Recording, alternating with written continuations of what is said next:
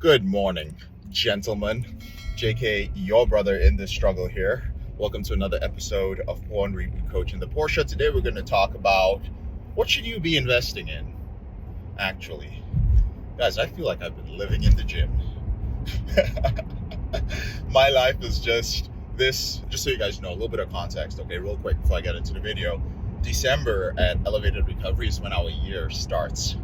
I shot a live video on this last week, so check it out in the live section of this channel. So it feels like a January to me. What used to be January is in my less successful days. So it feels as if my life has just been coaching. I haven't even had time to sit down and do a proper video. I'm just in the car, sitting in front of clients, sitting in front of my team, and just doing a lot of research. It's been intense, but it's been good. I'm not even sure how to segue that into today's topic, so I'll just start the topic, which is investing and what you should be investing in. This is a financial thing. We have inside the implementation program, we have something called the Financial Reboot Program. And what we do is you work on every area of your reboot, what we call your reboot capital, right? Financial, spiritual, social, emotional, and so on. In the financial aspect, I get a lot of brothers asking me, what should I invest in? Like, they want to talk about investments and whether they should invest in gold or stock or real estate. And, when you're online on social media, you run into all sorts of people selling all sorts of things. And you'll hear people talking about ways that you can get started in real estate or stocks or whatever by, investing your last dime in their program that'll teach you how to do this and that. Then they'll bring up case studies of people who have, done the same thing. They invested their last $97 or their last $10,000 and how they became insanely wealthy from that, or how something amazing happened. And while this is sometimes the case, and I've done something similar, albeit not with the financial aspect of my life, it's not the rule. Let me tell you something about people who, you hear these success stories and case studies where people invested a certain amount and got a huge return. Those people were living life in what I call panic mode. And while it might sound like a dangerous thing and a dangerous mode to be in when you have finances, when you have money in hand, especially not much of it, how you view this panic mode aspect of your life really makes all the difference. Panic mode is basically when you're pushed against a wall, right? You have nothing left. It is do or die. It almost feels as if any move you make is based on luck. A lot of people succumb to this. A lot of people will relapse and retreat when they find themselves in panic mode. Like, man, I can't pay the rent. Man, my business is facing bankruptcy. Man, I just received something from the IRS that could wipe me out. Man, I'm being investigated for this. Man, I did something with this girl and she said it turned out the other way. Now I'm facing a case. I am facing a serious health crisis or potential health crises. You name it. But you guys have been in that panic mode, right? I'm about to lose my job and so on and so forth. When you freak out in panic mode, when you literally panic, you are going to lose your shit. The thing to understand is that when you are in panic mode, that is the time that your unconscious mind is going to start searching for resources. That is the place where massive growth happens.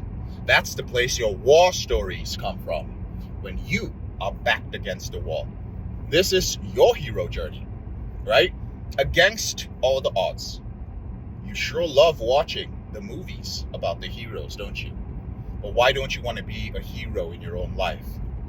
You're cheering and you feel this feeling, right, of triumph when a fictional person overcomes things despite the odds.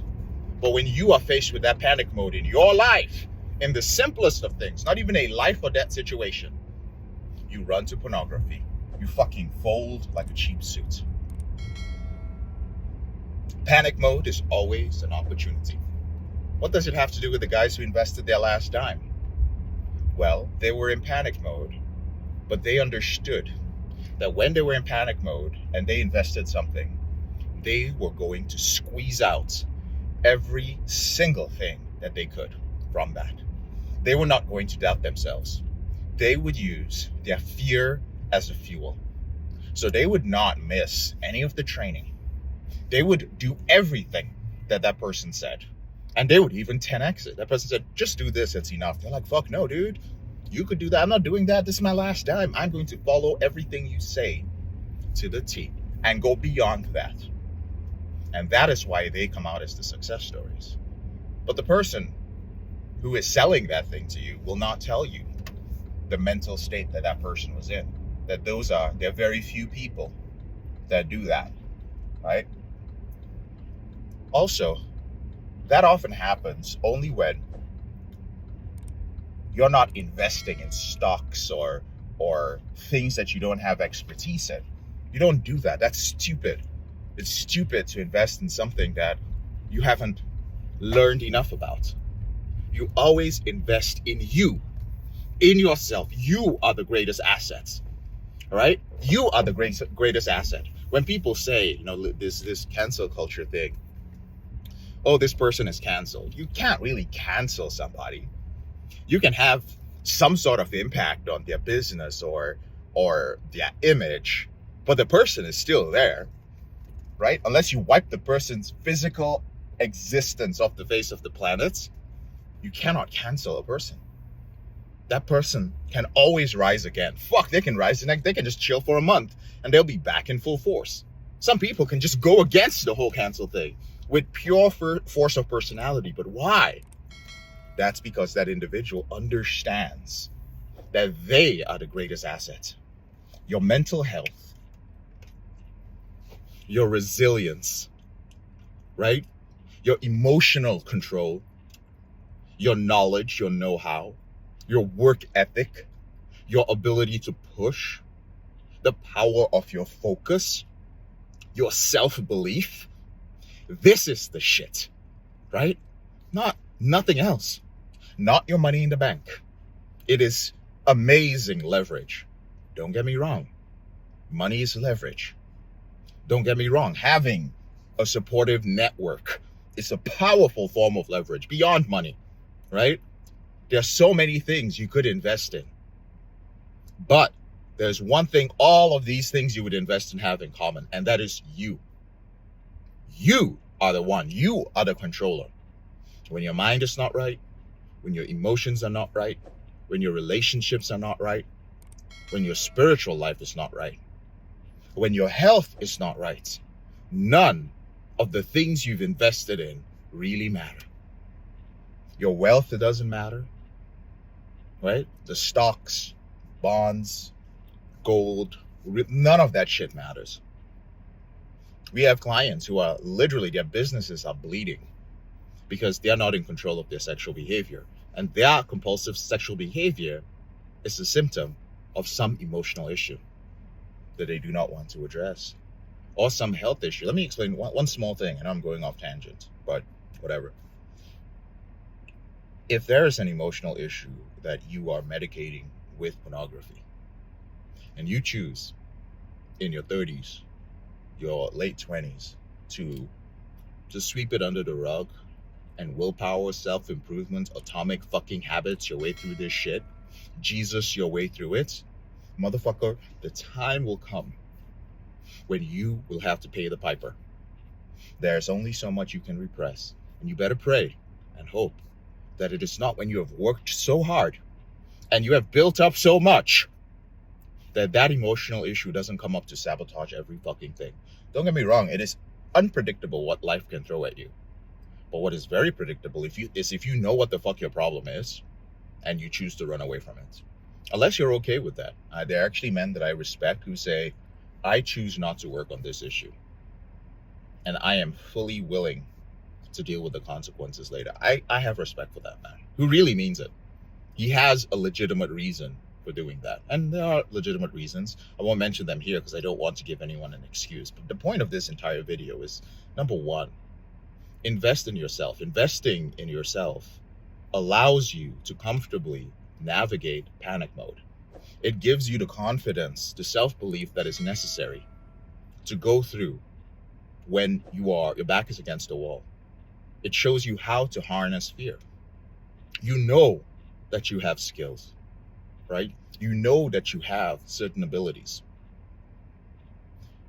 It can even get a little bit addicting, to be honest. I must admit, I might have a compulsive behavior with living in panic mode, right?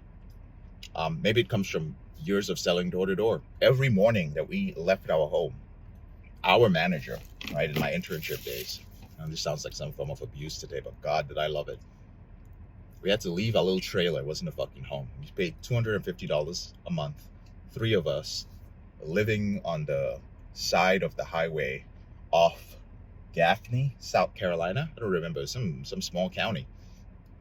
Our manager would wake us up in the morning, and we would get pumped up, take our cold showers, cut ourselves up on the rusted metal bathtub, get in my little, what was it, 1996 Geo Metro, a little tiny car. I could even lift it up if I tried hard enough. And he would lock the trailer. And we would have to go out and we would have to sell door to door. We would have no money on us, just the gas in our car and a bunch of Bibles and encyclopedias in the trunk. If we did not sell, we did not eat. Rent was not paid. Nothing was done. I did that for 11 years. And I taught hundreds of people to do the same. I sent them out. I locked the apartment, I locked the trailer, and I was out too. Year after year after year. One of the best things that ever happened to me, brothers. If you can find a way to do so. Some of you already have the opportunity. Some of your lives are already like that. Some of you are like, fuck yeah, JK. I wake up in the morning and I'm like, if I don't do some shit today, I'm fucked. Do it. But invest in yourself. Invest in skills. Invest in things that are going to improve your emotional health. Invest in things that are going to improve your mental resiliency. Invest in those things that will give you the capacity to perform under pressure. If you need to invest in a therapist because you have emotional health, mental health issues that are holding you back in anything, like they're getting in the way, please, my brother, please do so. Right? That's what you should spend your money on. Not keep working your job. Don't spend it on some fucking, like course on how to make money, on how to start an agency, on how to start a side hustle, right? I know we live in the time of, where entrepreneurship and side hustles are, the fad these days, but not everybody's cut out for it. I'll tell you that, right? Not everybody's cut out for it. There's just, if you are addicted to information, you are not cut out for it because you'll be too distracted. If you do not know how to sit your ass down and work for 14 hours, with breaks, of course, and self-care and so on, you're probably not cut out for it. I know it sounds like, and I'm speaking to a very specific audience. I'm speaking to the brothers who are struggling with an out-of-control behavior. You are not cut out for it until you have learned the basics that are going to allow you to thrive in panic mode. All right? So I hope you found that helpful. I hope you found the concept of panic mode helpful.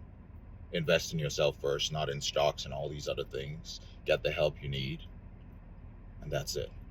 I'm actually getting a little faint now. That workout was something. I don't want to pass out in my car. I'm JK. I'm going to get my post-workout meal in. I'm JK, your brother in the struggle. Thank you so much for taking the time to watch this video. I love and appreciate you guys. I'll speak to you later on in the week.